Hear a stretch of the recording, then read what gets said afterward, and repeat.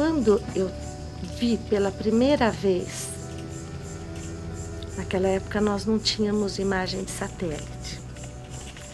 Eu fazia o mapeamento com fotografias aéreas tiradas pelo extinto Instituto Brasileiro do Café, que foi um trabalho que o governo bancou, o governo militar bancou, já com o intuito de criar alguma forma de desenvolvimento econômico da área de Cerrado.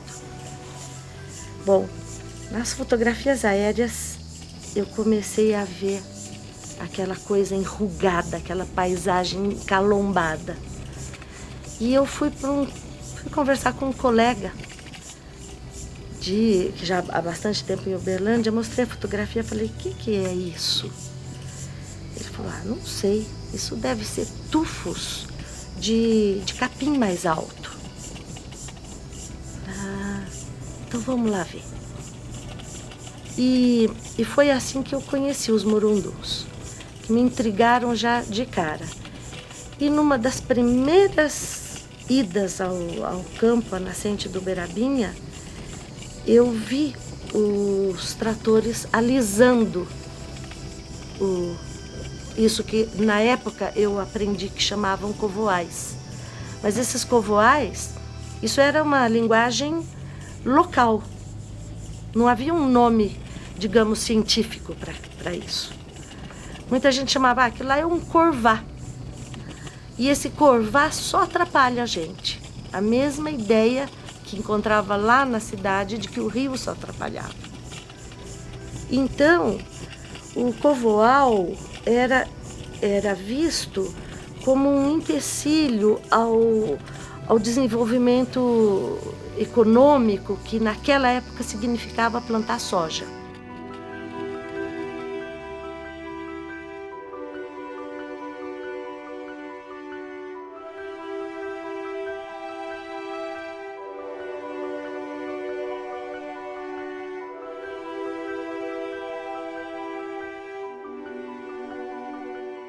Era uma vez um rio, o meu.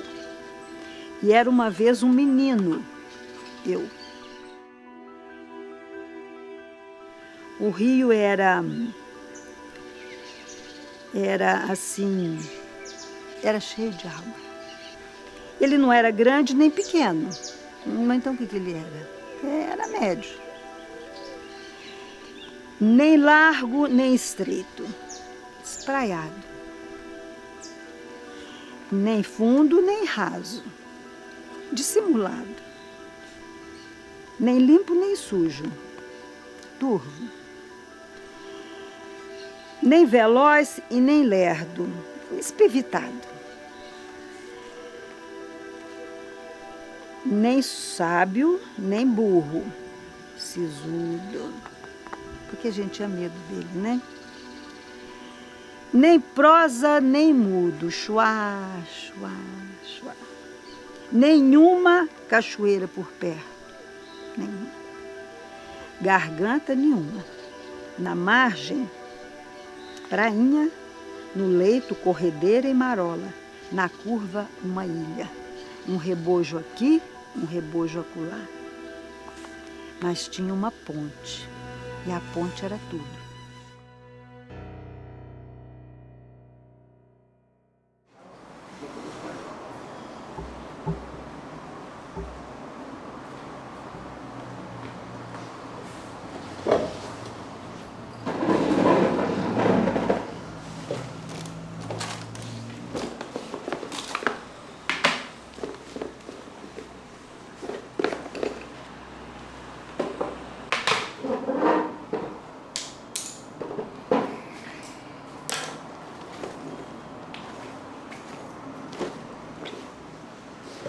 O Cerrado, até meados da década de 50, era uma área considerada absolutamente sem valor de uso e sem valor de troca.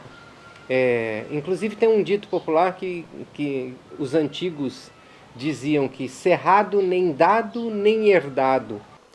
No início, os grandes fazendeiros, famílias tradicionais de Uberlândia, tinham suas sedes de fazenda na parte baixa do rio, que é lá que está o solo mais fértil, é lá que tem mais condições, lá é que tem aquela terra de cultura, a chamada terra de cultura.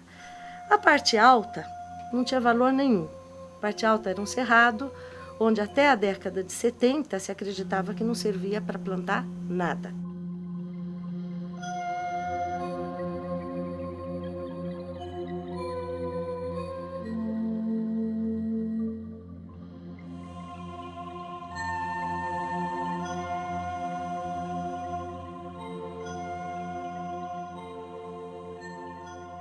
Com a década de 50, 60, a chamada Revolução Verde, com a entrada dos agrotóxicos e dos defensivos, os chamados defensivos por alguns, agrotóxicos por outros, e a adubação química, os fertilizantes e a melhoria genética das sementes, o cerrado passou por essa transformação e chegou ao estágio de hoje de ser considerado um celeiro do mundo, uma área de grande valor agregado para a produção em função da sua topografia, e a área de cerrado deixou de ter valor intrínseco pela biodiversidade, pela sua riqueza, e passou a ter valor como substrato do agronegócio.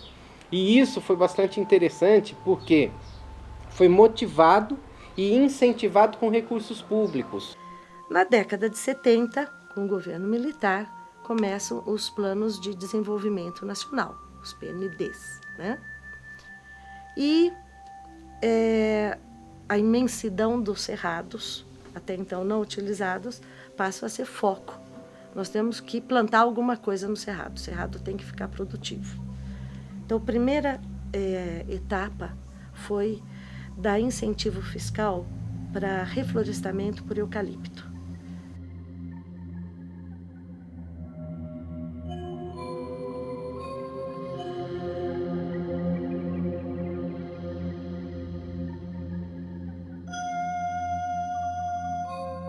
Não há agricultura sem água e não tinha-se o domínio tecnológico avançado da irrigação. Então se estimulou a invasão das áreas de várzea, no chamado Provárzea, com muito recurso financiado tanto pelos bancos privados quanto pelo Banco do Brasil, para que essas áreas fossem drenadas, desmatadas e utilizadas na produção de grãos.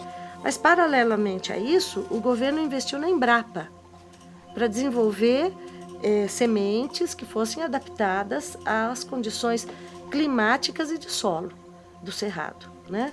Essa coisa da estação seca muito pronunciada, enfim, condições específicas, solos ácidos, precisando muito de calcário. Com o avanço das técnicas da agricultura, chamada agricultura moderna, que permitiram você utilizar o cerrado com os adubos químicos e com os agrotóxicos para uma produção cada vez mais intensa de grãos, voltados para a exportação, porque o crescimento brasileiro era também pautado por políticas econômicas de substituição de importações. Então, era uma tentativa do governo, o governo era o Estado investidor, patrocinando o investimento industrial, desenvolvimento industrial em substituição às importações e, por sua vez, tentando manter uma balança comercial positiva, ampliando a venda externa, a exportação de grãos.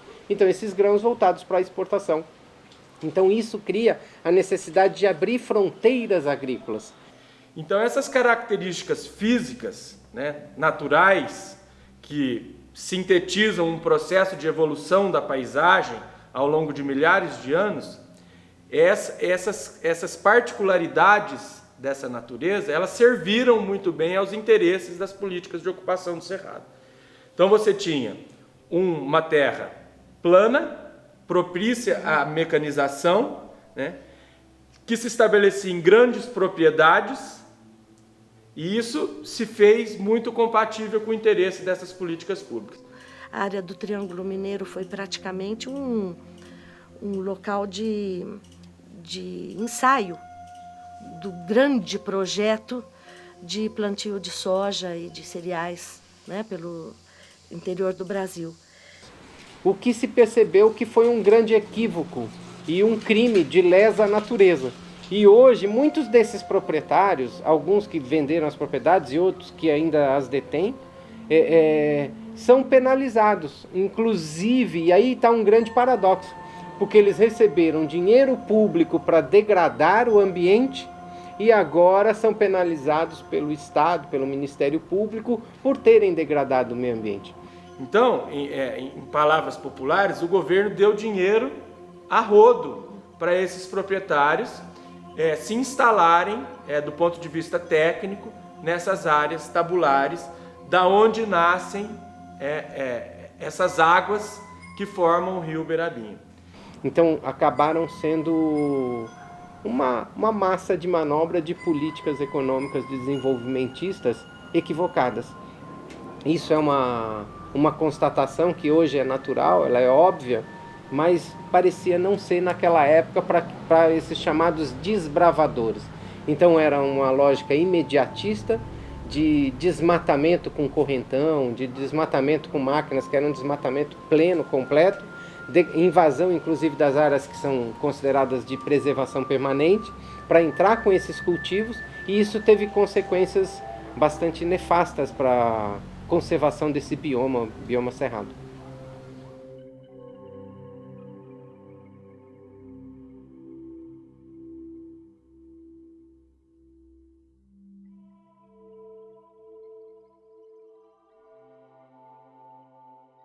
O rio Uberabinha tem algumas características, ou a bacia por onde ele passa tem algumas características interessantes. Nas nascentes, ele é um rio bem calmo, bem tranquilo, ou seja, é um rio que a água flui lentamente, faz volteios, curvas, né? Ele caminha numa área bem suave.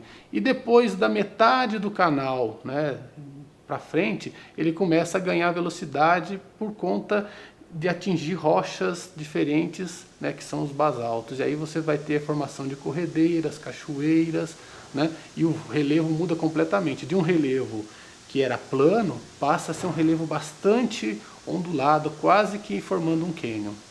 O rio Uberabinha, a partir desse ponto aqui, no Sucupira, até a sua foz, o rio tem várias cachoeiras, né? Várias cachoeiras que se formaram exatamente no Serra Geral, nos basaltos, nessa rocha magmática. Por que será que nós não temos cachoeira lá para cima, né? E cachoeira aqui? Porque o Serra Geral tem um sistema de fenda, um sistema de fratura que permite que a água retire blocos de rocha com mais facilidade, com maior facilidade. Então a água vai removendo, né? É claro que essa remoção começou lá na foz, já há muito tempo atrás, e vem avançando para a cabeceira. Onde tem uma fratura maior, né, é justamente nessa fratura maior que o rio, né, retirou o material, chegou nessa fratura, aí forma-se uma cachoeira. Então nós vamos ter uma série de quedas de água justamente em função dos sistemas de fraturamento da rocha.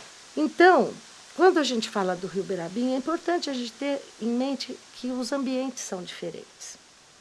Lá no Alto Uberabinha, nós podemos considerar que é a caixa d'água do rio. E nós temos que então tomar cuidado com o uso do solo, que é feito lá. No Médio Uberabinha, nós temos a cidade.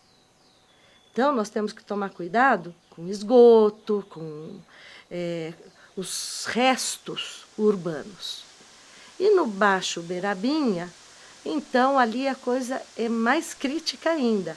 E lá é o lugar das matas de encosta, é o lugar que já houve no passado uma vegetação muito linda, muito rica, uma vegetação igual da Mata Atlântica, que não é cerrado, certo? Então, o cerrado é da cidade para cima.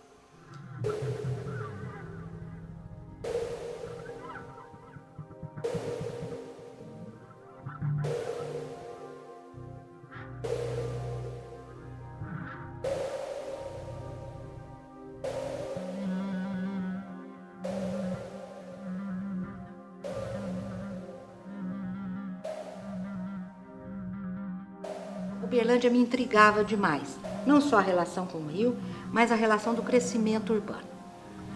Desde o primeiro momento que eu cheguei nessa cidade, olha, isso foi em 71, desde o primeiro dia que eu entrei nessa cidade, eu senti que alguma coisa existia de diferente nessa cidade, né?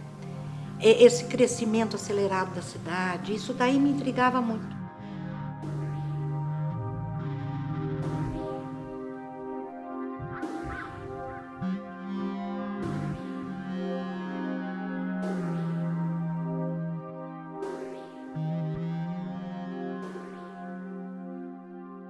Tem um córrego que passa ali onde é a Avenida Getúlio Vargas. Então tinha uma pontezinha de madeira da Rua Goiás passando para o bairro Martins. A meninada ia lá para debaixo dessa pontezinha pegar o barro preto para fazer os bonequinhos de Natal. Aí depois veio Vasconcelos Costa e fez a avenida. Passados uns anos, a avenida rolou inteirinha, rolou. Porque encheu o córrego, eles não previram, foi tudo embora. Aí ficou sem outra vez, sem a Avenida Getúlio Vargas. Passados uns anos, eles arranjaram um outro engenheiro. Isso tem história na prefeitura. Eles fizeram novamente a Getúlio Vargas. Ela rolou de novo. Mas o que os grandes falavam era assim: arreda, meu povo, olha o capado rodando, acorde, gente, olha a carroça descendo na enxurrada, olha a água entrando no rancho, levanta, Zequinha, apruma, Corina.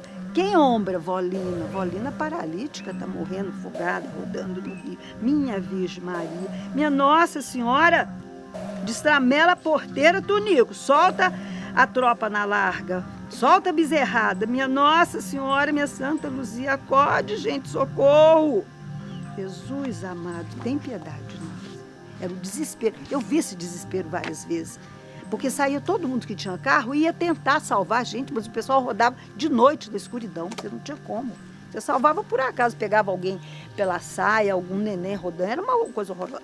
Isso era permanente em Uberlândia. Quando a enchente veio, que arrastou gente, arrastou criança, arrastou carro, a água estagnou nos paus que estavam em pé ali, segurando a ponte. Estacionou e voltou para a praia, inundou a praia todinho. Aí a água, com muita força, conseguiu romper e foi aquele, nós aqui da janela olhando. E não passava mais ninguém, a água não chegou a passar por cima da ponte, não, mas encostou na ponte ali, ó. Você vê a quantidade d'água. E morreu muita gente aquela vez, morreu criança.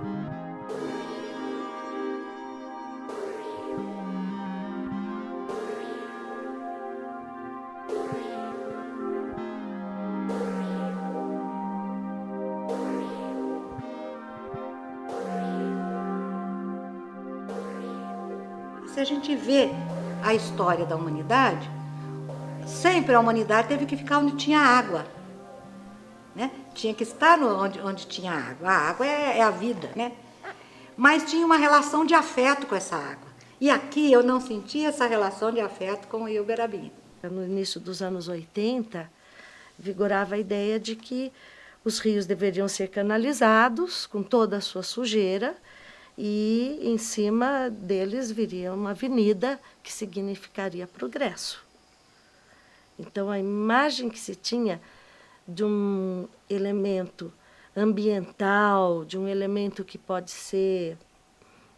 trazer tanta coisa boa para a cidade, a imagem que se tinha era totalmente negativa, que aquilo lá era um estorvo na cidade. Sempre foi desconsiderado que passava um rio no meio da cidade, né? Por uma razão ou outra, por um motivo ou outro, ele era percebido, porque estava na beira, um clube ou outro estava na margem dele, né? Mas no geral, no espaço urbano mesmo, era muito pouco percebido. Fizemos um exercício mental com qualquer pessoa, para pedir para ela perceber por onde passa o rio dentro da cidade. A pessoa vai perceber que ela não sabe, que ela não localiza com perfeição. O rio Uberabinha, ele é um rio que ele corre encaixado. Ele não é um rio fácil da gente enxergar, né? Então, a própria composição em basalto, né, que é o tipo de constituição física onde corre o rio, ele fica muito encaixadinho, ele fica bastante escondido. E nesse sentido, assim, eu acho que a cidade foi crescendo de costa para o rio, primeiro, por não perceber esse rio todo dia, né? Segundo, porque as áreas mais baixas, a área de várzea, ou as baixadas, ou essas áreas de vereda, sempre foram áreas desconsideradas dentro da cidade. Então, essa cidade rejeitou o rio, né? Então, ela rejeita o rio, a não ser assim na imagem assim de alguns poetas, né? Tem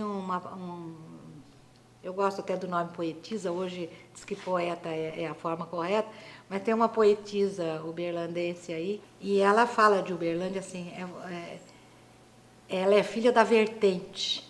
Da vertente é porque a cidade não foi embaixo no Uberabinha, ela cresceu na vertente. Então, mas a vertente faz parte do Uberabinha, porque ali nascem os seus afluentes. Né?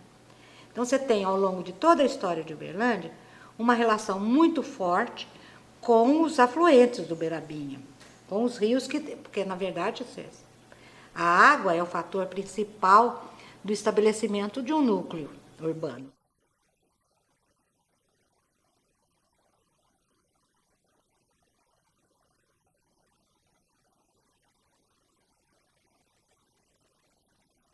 Diferentemente da ideia original de uma nascente como uma mina d'água que surge com um olho d'água, as nascentes do Uberabinha elas são formadas por uma região de nascentes, uma região constituída de covoais, murundus, é uma área de topo de chapada, onde você tem a insurgência da água nesses ecossistemas que são únicos, são raros no mundo inteiro, são particularmente raros no Brasil.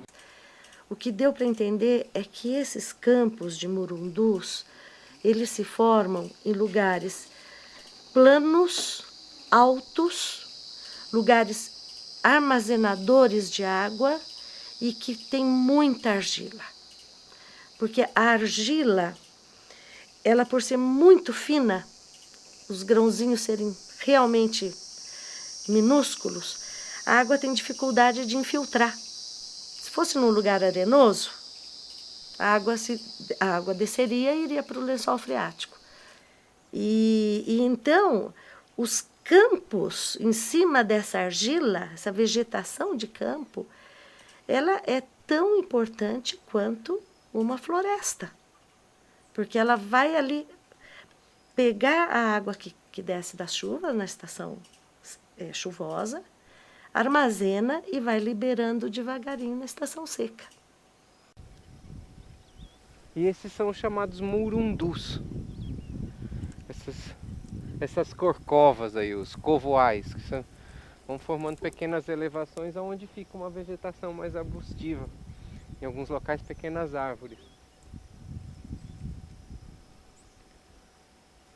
E aqui que é super importante, porque esse ambiente, na verdade, que é uma esponja. Originalmente esses ecossistemas eles acumulavam a água e ao longo do período seco essa água vai drenando para o leito dos córregos e do próprio rio Uberabinha, fazendo com que o volume de água fosse mantido ao longo dos anos. E a agricultura veio e foi ocupando essas áreas, porque topograficamente ela é favorável à mecanização, apesar das dificuldades técnicas depois exatamente de controlar esse excesso de umidade que é prejudicial para a lavoura. Então o pessoal começou a fazer drenos, o que comprometeu esse limite, a variação da água que era reduzida, hoje é muito drástica. Eu encontrei uma família que veio do Paraná e que arrendou a terra que pegava um dos maiores covoais que tem no Alto Uberabinha. Eu cheguei lá numa época de seca e tinha uma canoa na beira da casa. Falei, para que essa canoa aqui? A gente usa aqui na época das chuvas, porque a gente tem roça lá do outro lado, isso aqui fica tudo inundado, só os morrotinhos para fora, Então a gente vai de canoa para a roça do milho que está lá do outro lado. Então isso é uma coisa linda, que remete ao que acontece no Pantanal.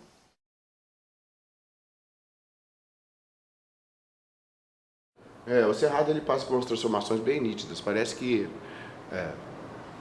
na época seca ele fica com tons mais metálicos, dourados, prateados e principalmente bronze, né? A terra fica tudo muito dourado.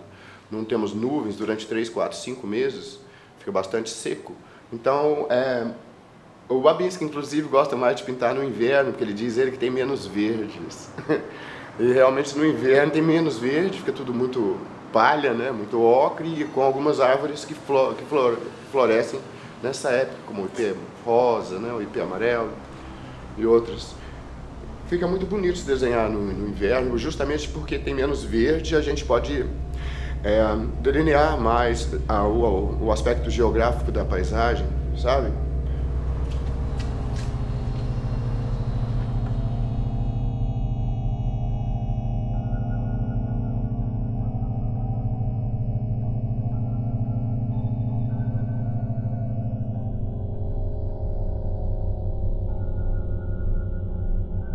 Uberlândia, que originalmente na década de 60 era uma cidade pequena, uma população pequena, em 70 passa a ter o abastecimento condicionado ao manancial do Uberabinha, e as áreas dos mananciais, as cabeceiras, as áreas de topo sendo ocupadas por essa agricultura, comprometendo ao longo do tempo o próprio volume e até a qualidade dessa água, porque se nós relembrarmos que esses cultivos agrícolas eles são muito intensos no uso de adubos químicos e de agrotóxicos, nós talvez estejamos bebendo água com resíduos desses produtos em níveis que não seriam aceitáveis. Então, provavelmente nós estamos tendo uma água que seria de muito melhor qualidade se essa ocupação não tivesse sido da forma como foi.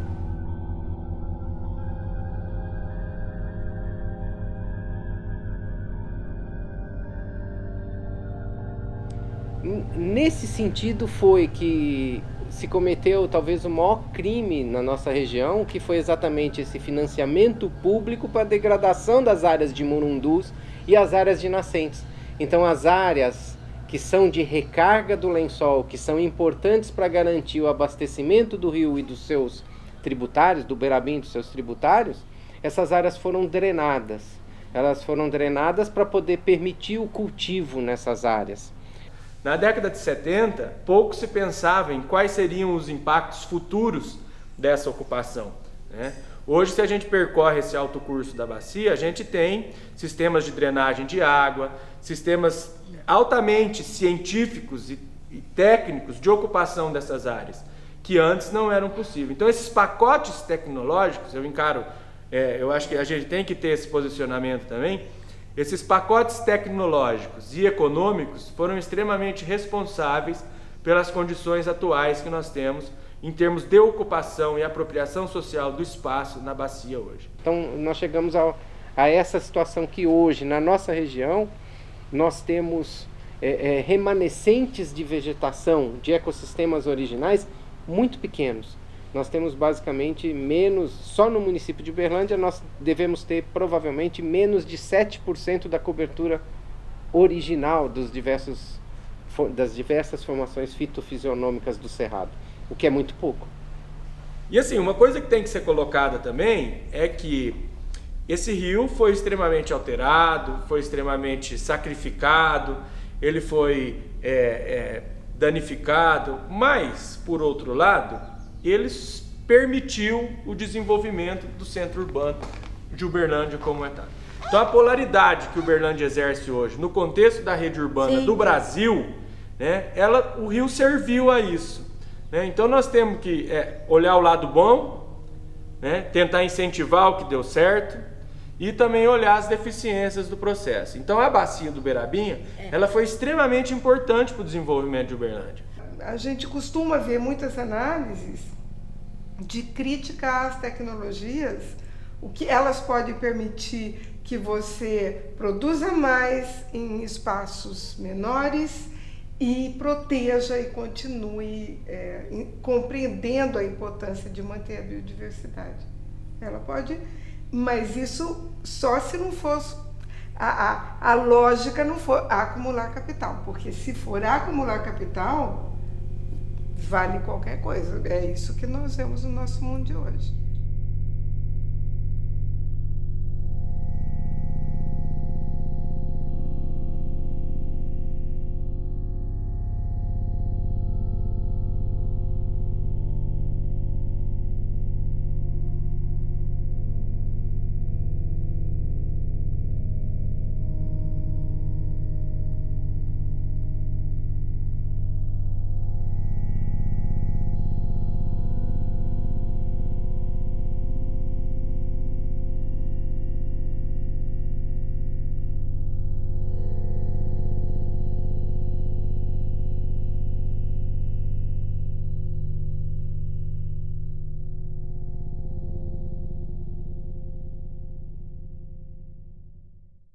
O Rio Claro é o Rio Uberabinha que passa na cachoeira do Rio Claro?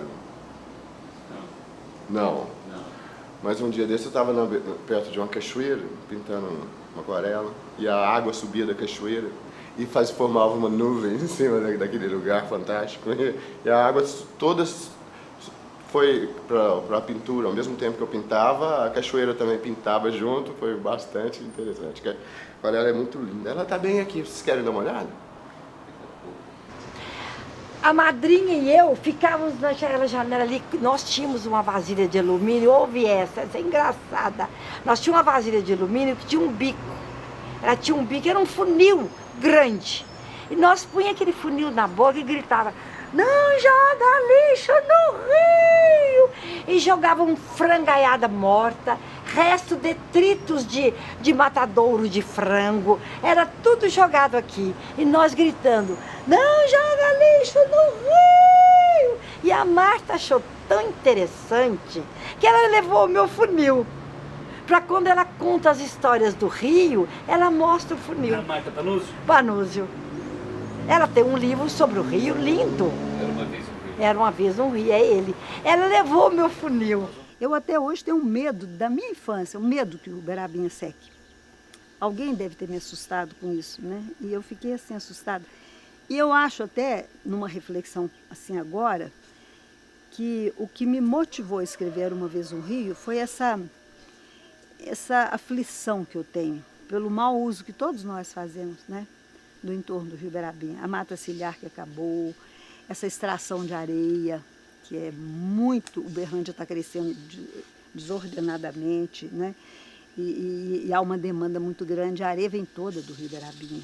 Então nós estamos assim, essas estradas, essas alças de viaduto, esses aterros, vem a chuva e entope tudo de areia, o assoreamento é um bárbaro em todos os afluentes. Então eu acho que escrever Uma Vez um Rio foi um imperativo na minha vida. Aquele menino, meu personagem, aquele Augusto, quando eu escrevi, não percebi que era eu mesmo, muitas vezes, em muitos momentos, mas é aquela paixão. Quando eu pergunto para criança, para 100 crianças, eu digo, alguém de vocês é capaz de amar um rio? A criançada fica assim, surpresa, meio brincalhona, diz, mas amar um rio? Além do recurso superficial, que é a água, essa região das nascentes do Uberabinha e dos outros rios aqui da nossa região, como o Tijuca, o Rio Claro, acabam tendo importância pelas reservas minerais de argila refratária, que é um produto que tem alto valor agregado e tem usos prosaicos no forninho de lenha, no tijolo refratário das lareiras, mas tem usos de alto valor agregado, inclusive na aeronáutica, utilizado em componentes de foguetes, de mísseis, enfim, tem uma série de usos. E essa atividade mineradora, segundo pesquisadores aqui da Universidade Federal de Uberlândia e atores locais, podem comprometer a recarga desses aquíferos. Podem comprometer justamente, e aí por consequência, o abastecimento dessa recarga e consequentemente na via hídrica, na vinculação hídrica. Existem projetos de captação no rio Araguari, nos próprios reservatórios que se estabelecem ao longo do rio Araguari, nas proximidades de Uberlândia, mas, na atualidade, nós dependemos da água do rio Uberabinha. Então, muito se discute em relação à ocupação de sua nascente, né? E de todos os seus afluentes que aportam ao canal principal, né? E da onde nós tiramos a água que Uberlândia bebe. Então esse é um problema grave que ao mesmo tempo você tem um trabalho no sentido de buscar uma unidade de conservação nessa região do Uberabinha para preservar os aquíferos e mais um fato, a biodiversidade inserida naquela região, que é peculiar e é uma área prioritária para a conservação da biodiversidade, há uma resistência muito grande de alguns setores, especialmente setores industriais, da indústria, né, de alguns atores da indústria e da mineração.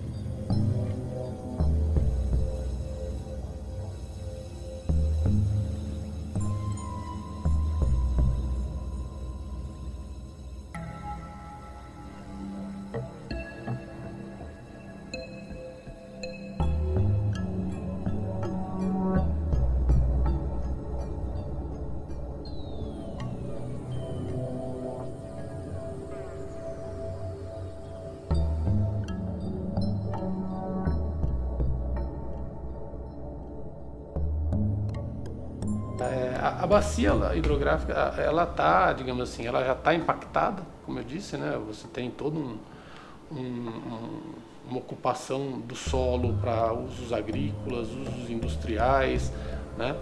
Mas pessoalmente, né, a minha maior preocupação é com a questão do rio passar por dentro da cidade, no caso específico Uberlândia, que é a cidade pelo qual o rio Uberabinha passa e, digamos assim, a fonte de poluição mais intensa, né, é advinda da cidade, ou seja, lançamento de águas pluviais, né, ou seja, toda a água que a gente usa em casa para lavar carro, lavar quintal, fazer as atividades do dia a dia, acaba de uma forma ou de outra sendo encaminhada para o rio, seja por água pluvial ou pela canalização de esgoto. E isso gera um volume muito grande de matéria orgânica que vai chegar ao rio, né, de metais pesados, né, derivado aí das atividades urbanas, do próprio desgaste que ocorre dentro da cidade, né, e de toda sorte de coisas que pode poluir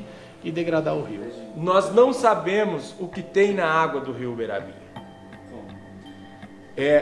Questão de agrotóxico, por exemplo. O agrotóxico tem uma estrutura molecular que se decompõe depois de uma meia-vida. E o que é essa estrutura após a meia-vida desse composto, ninguém sabe o que é. Então, até a hora do agrotóxico, nós sabemos o que tem. Depois que ele se decompõe, nós não sabemos mais. Qual é o risco de toxicidade que esses compostos derivados de agrotóxico podem trazer a longo prazo em relação ao consumo humano? Então nós não sabemos o que nós bebemos. De um ponto de vista científico, nós não sabemos o que nós estamos bebendo. As estruturas de tratamento de água hoje, elas não têm potencial técnico para interpretar o que tem dentro dessa água.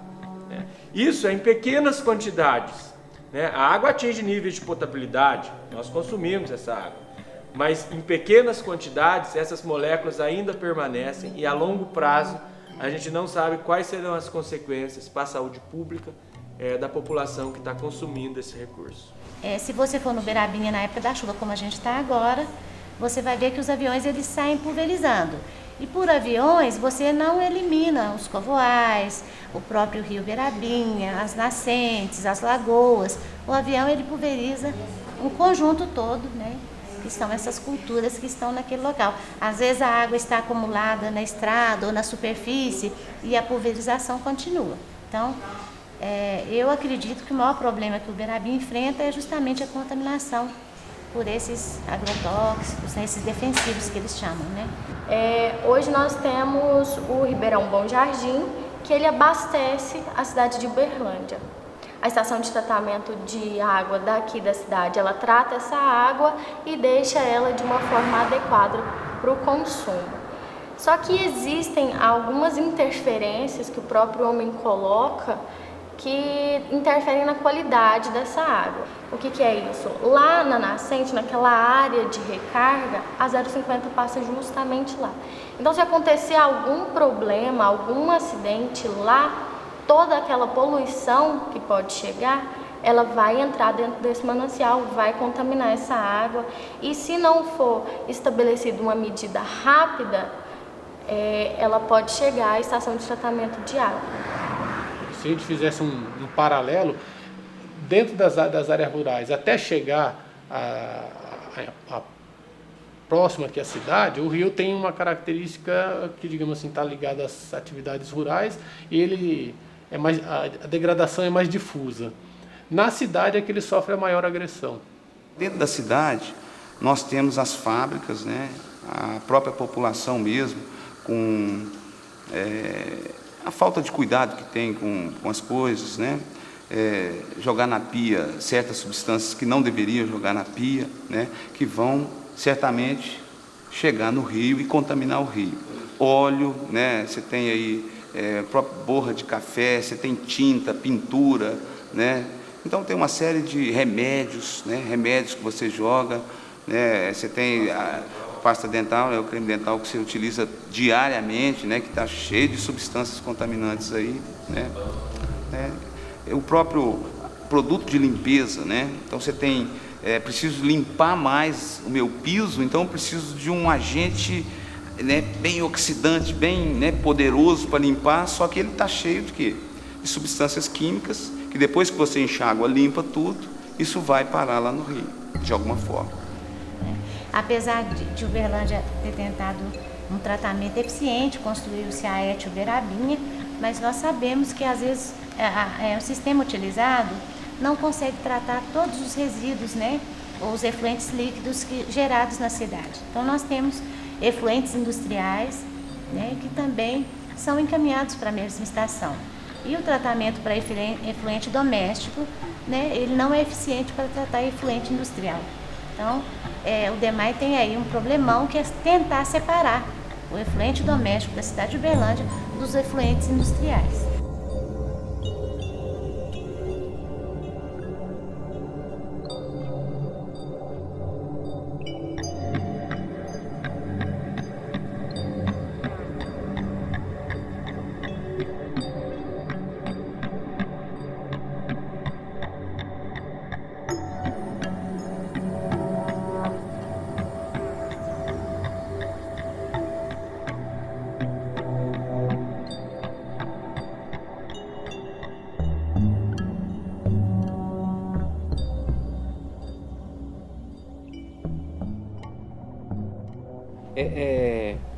Existem alguns aspectos que são interessantes para a gente refletir com relação aos paradoxos.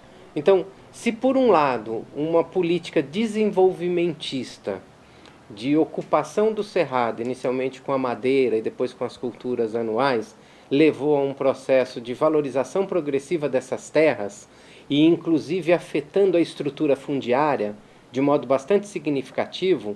Então aquelas propriedades que são originárias lá das sesmarias, ainda do Brasil colonial, elas passam a ser adquiridas por grandes corporações que estão vinculadas ao agronegócio. Então o cerrado, que era nem dado nem herdado, ele passa a ser uma moeda de valor internacional, porque se transforma num substrato eficiente e eficaz para a produção de grãos que interferem positivamente na balança comercial brasileira até hoje. Quer dizer, o PIB do agronegócio é o que vem garantindo, de um modo muito importante, o balanço positivo das finanças brasileiras. Só que alguns outros aspectos que precisariam ser considerados nesse sentido. Por quê? A água em si é um dos fatores talvez mais estratégicos, porque dentro desse modelo, a água não tem valor. A água não foi considerada como uma variável econômica do negócio. E hoje, um aspecto que é importante é que se diz muito que o Brasil é um grande exportador de grãos. O Brasil é o grande celeiro do mundo. Na verdade, o Brasil é a grande caixa d'água do mundo, Porque, na verdade, ao nós exportarmos soja, nós estamos exportando água. Porque produzir 1 quilo de soja necessita de 1.800 litros d'água. Produzir 1 xícara de café expresso, no seu ciclo de vida, consome 14 litros d'água. 1 quilo de carne bovina, a hora que o pessoal está lá fazendo o seu churrasco, para chegar naquele 1 quilo de bife, foram consumidos no ciclo da bovinocultura 14.400 litros d'água. É uma coisa astronômica para se produzir 1 quilo de carne. Então não dá mais para se pensar que a água seja um bem inesgotável e sem valor. Muito pelo contrário, se inverte, há uma inversão total desse posicionamento estratégico, e a água hoje, no século XXI, passa a ser a variável talvez mais estratégica. E o cerrado hoje é procurado muito mais em função da disponibilidade de mananciais para irrigação do que pela produtividade das suas terras, porque a produtividade ela pode ser corrigida com os insumos químicos.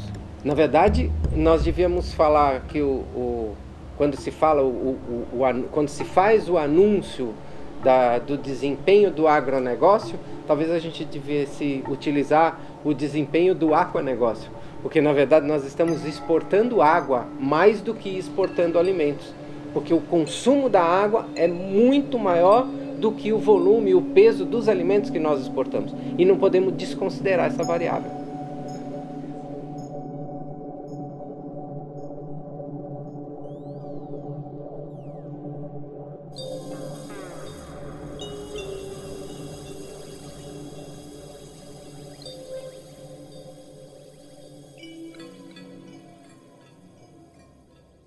Como nós, todas as madrugadas da nossa infância, nós passamos bebendo leite num curral, que era na margem do Uberabinha, nós achávamos que aquele rio era do meu avô, porque a fazendinha era dele, onde é hoje o bairro Tabajaras, então era coisa nossa.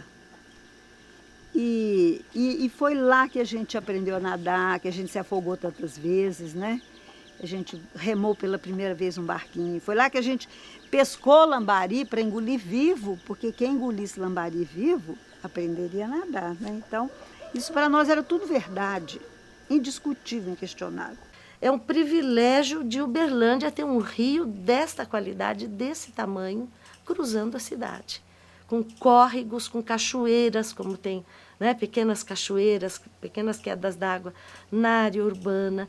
Então, essa é uma questão que não é só ambiental, ela é cultural. Então aquele rio era a extensão do quintal da casa da minha avó. Eu nunca pensei que o Rio Uberabinha fosse tão grande, viesse de longe, fosse ainda cumprir, né, um destino para frente. Eu achava que era ali. Tudo de bom que a gente teve em criança foi lá. E os sobressaltos todos. As primeiras mentiras, a mãe dizia, olha, não atravessa. E a gente atravessava. E perdemos primo, perdemos colega, porque o Rio Uberabinha era caudaloso. Ele tinha rebojo, muitos rebojos no tempo das águas, e morria muita gente. Hoje eu vejo o Rio Uberabinha, é um leão sem dente, né? Quando o praia existia, descia muito bezerrinho que matava as vacas.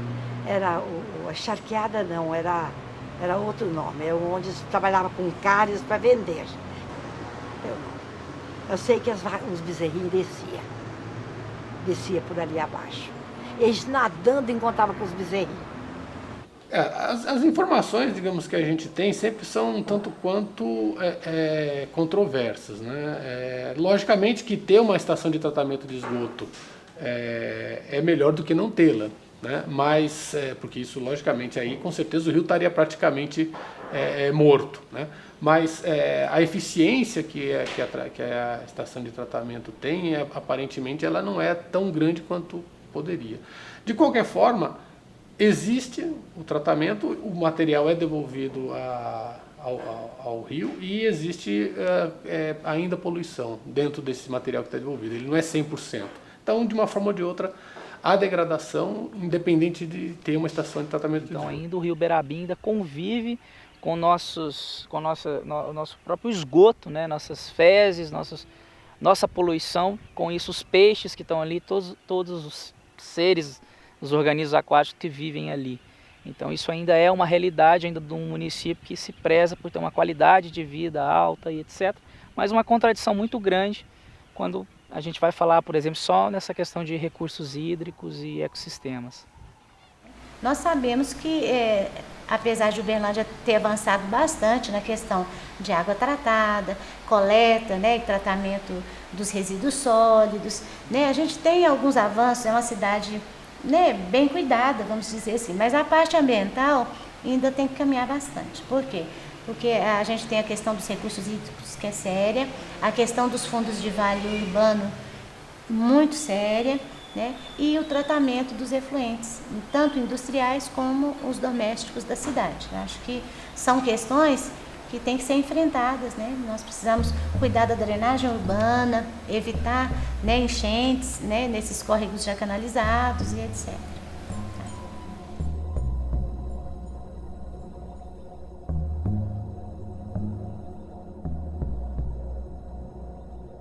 Então é um rio que no alto curso sofre pelo uso e ocupação e por interesses conflitantes, vamos dizer assim, né?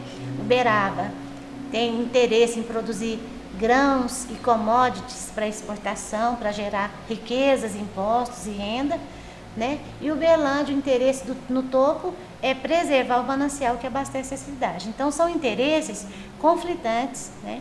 É uma área extremamente importante que merece maior cuidado. Bem, uma coisa que tem que ficar bastante assim clara é que o processo de ocupação ele já deixou marcas, ou seja, a gente tem por toda a bacia do rio Uberabinha desenvolvimento de processos erosivos, né, que são processos que acabam degradando o solo, né, seja ele mais linear, ou seja, que cria, por exemplo, uma ravina, uma vossoroca, uma erosão que a gente consegue ver facilmente, né, passando por uma estrada ou andando numa fazenda, ou às vezes até dentro da cidade, qualquer um consegue perceber isso, mas também tem aquela erosão que a gente chama de erosão superficial, erosão laminar, em que o solo vai sendo retirado e a gente nem percebe, porque é um processo muito lento, né? Então, esses processos já estão instalados, eles já foram desenvolvidos, e a preocupação que nós temos hoje é a preocupação de recuperar isso.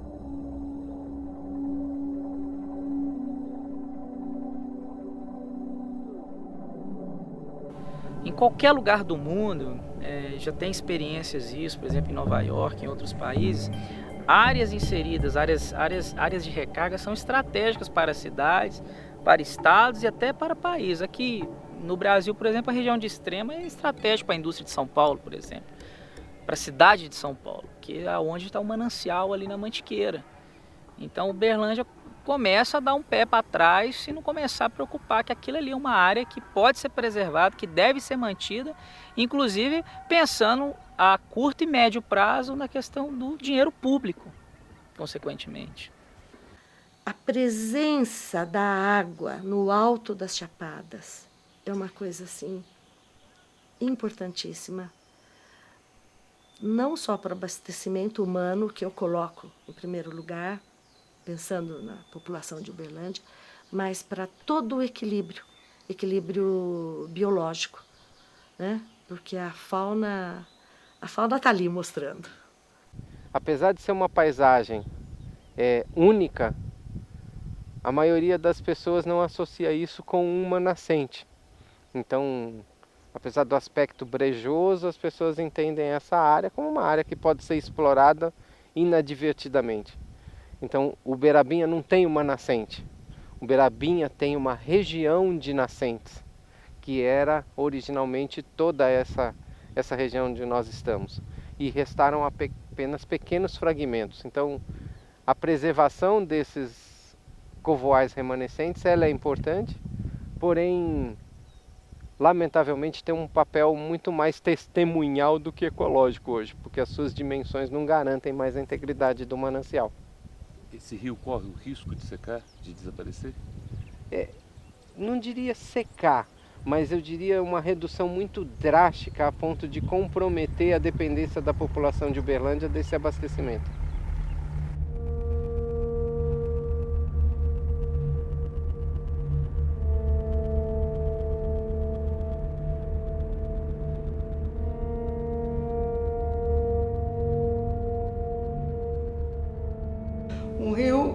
leva 60 milhões de anos para ser o que é. E se em 85 anos a vida de uma pessoa permite ver mudanças brutais e gritantes com os rios, principalmente de destruição desses rios, pensa o que significa a história humana e o poder que ela tem.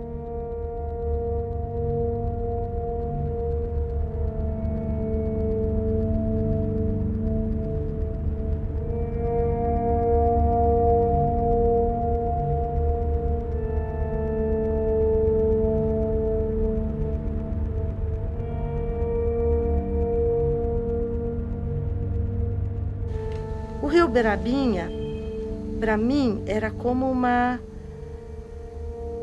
missão pessoal. Eu queria ver aquele rio limpo, eu queria ver a população de Uberlândia usufruindo o privilégio de ter esse rio. Eu queria poder à noite sair com os meus amigos e ir num boteco na beira do rio, na cidade. Eu queria ver música acontecendo na beira do rio. Eu queria ver o rio dentro da cidade, um lugar tão lindo que as pessoas viessem para conhecer o nosso rio. Como as pessoas vão para Paris ver o Sena. Então, se a gente tem uma coisa que é ruim, como nós podemos transformar isso numa coisa boa? Então, trazer para o imaginário das pessoas a possibilidade de criação de parques lineares. Que eu aprendi isso com arquitetura, certo? Foi Maria Elisa, Roberto, que me traziam essas ideias dos parques lineares. E que isso sim significaria desenvolvimento. A partir do momento que se beneficia com qualidade ambiental uma área, aquela área se valoriza tremendamente. Isso inclusive é um fator de questionamento em alguns momentos, mas é um fator claro em algumas cidades que isso vem sendo conjugado, é uma equação que vem sendo feita junto, poder público e as parcerias, né, público-privado, que fazendo coisas em conjunto, que aquela área é muito valorizada, né?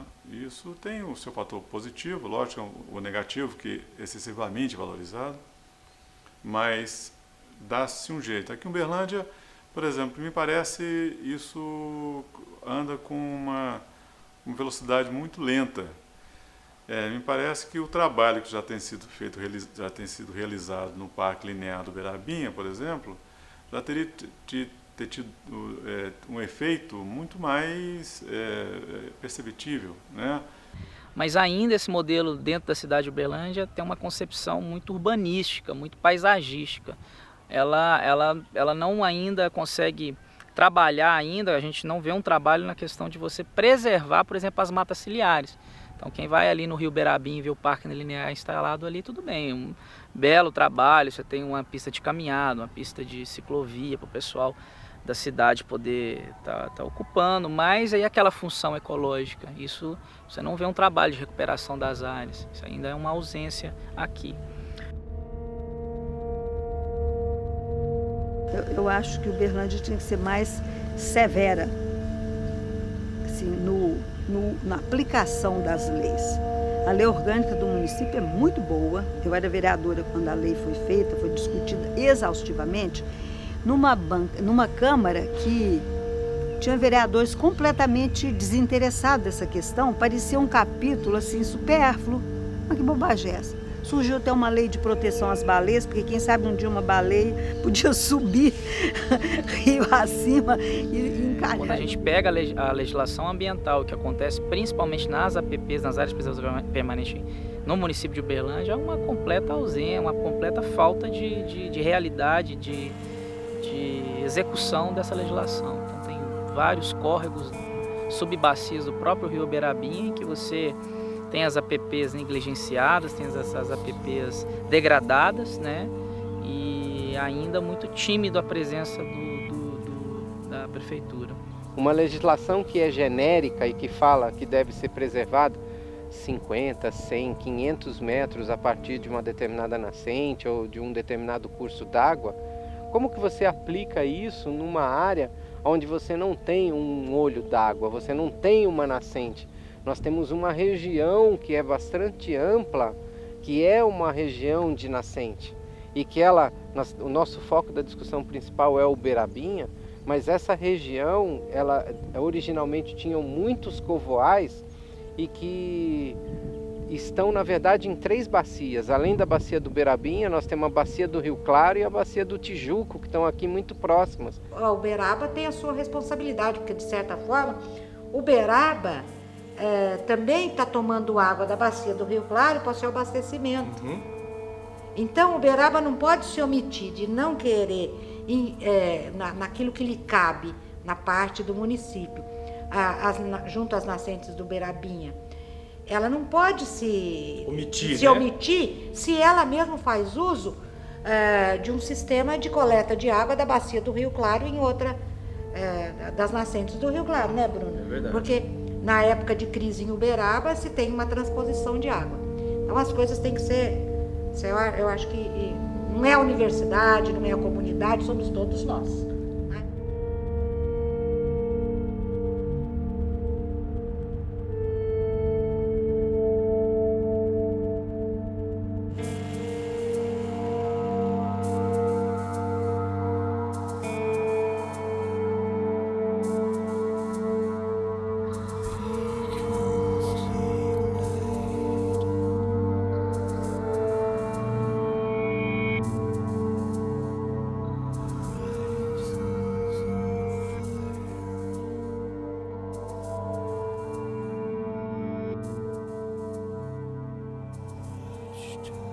Quando a gente corta um murundu, ele não é um cupinzeiro.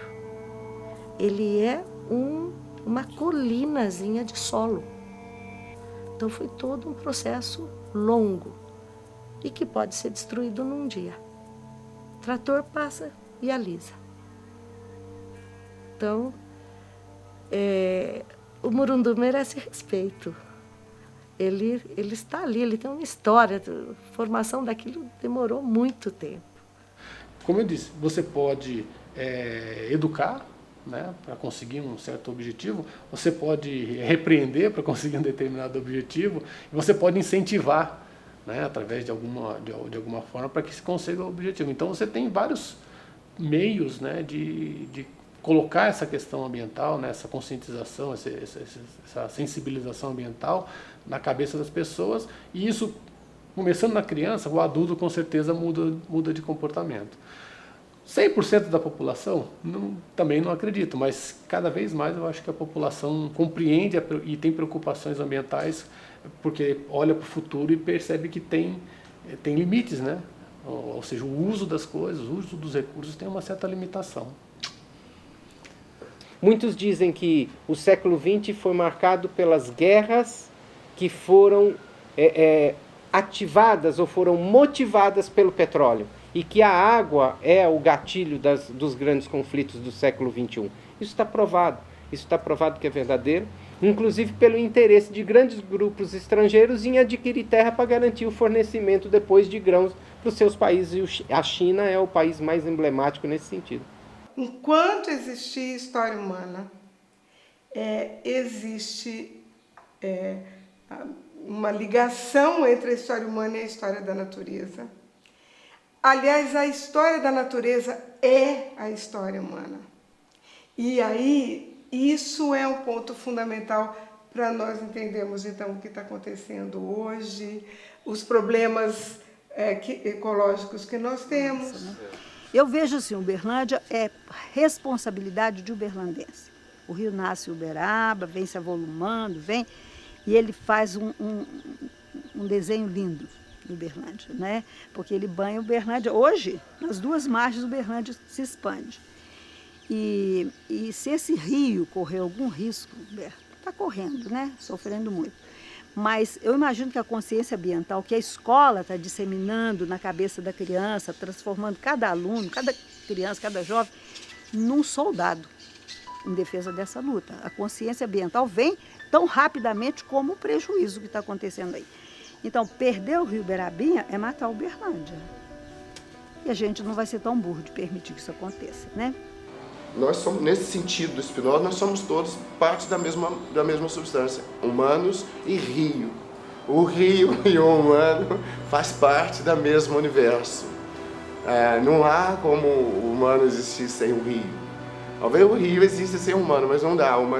Parece que o rio veio antes, né? Naturalmente que ele veio antes. E veio.